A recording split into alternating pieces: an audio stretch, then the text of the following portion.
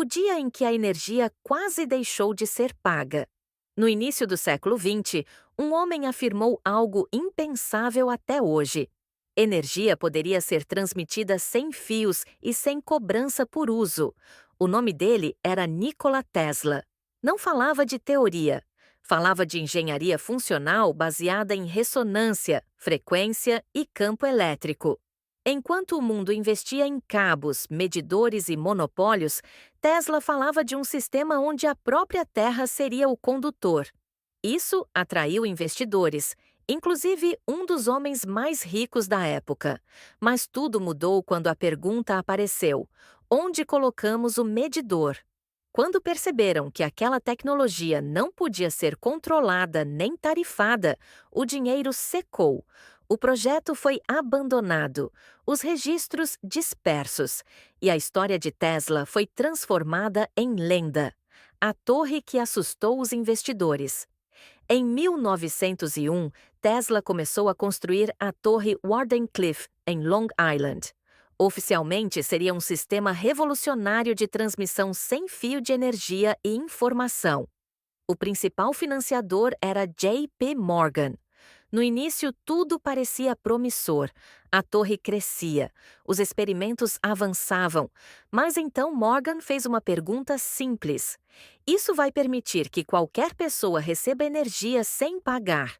Tesla respondeu com honestidade: sim. Foi ali que o apoio acabou.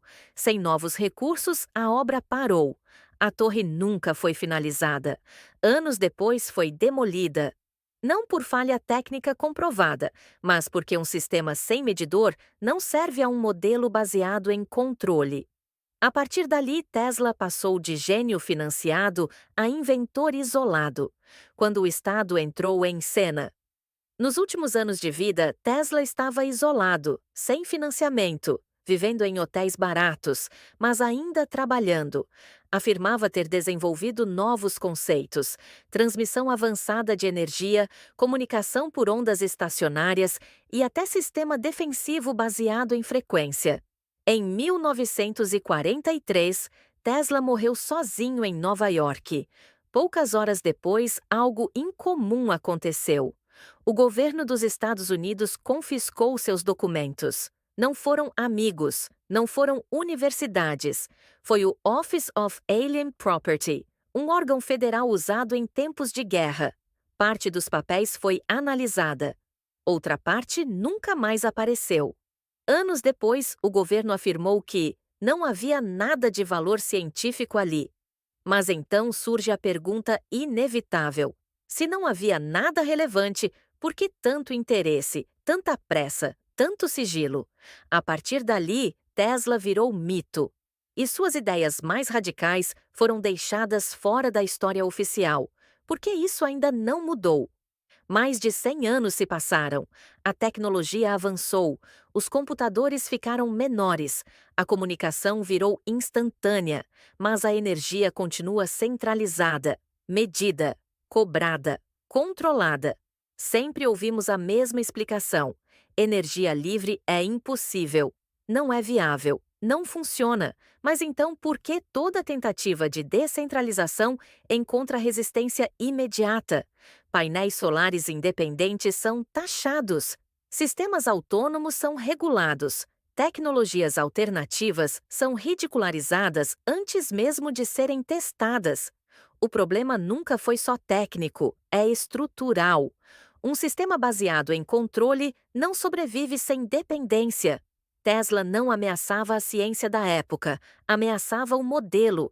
E talvez seja por isso que suas ideias mais perigosas ainda não voltaram à mesa. E se nunca deixaram a gente tentar? Talvez Tesla estivesse errado. Talvez a transmissão global de energia sem fios fosse inviável naquela época. Mas essa não é a pergunta certa. A pergunta é outra. E se nunca deixaram a gente tentar de verdade? E se ideias que ameaçavam o controle foram abandonadas antes de serem testadas até o fim? Não por falta de ciência, mas por excesso de interesse. Tesla morreu pobre. O mundo ficou dependente. Coincidência ou escolha histórica? A ciência avança quando há curiosidade, mas ela para quando alguém decide o que pode ou não ser pesquisado.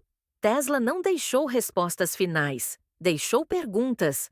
E talvez isso seja o que mais assusta, porque uma pergunta aberta nunca pode ser totalmente enterrada.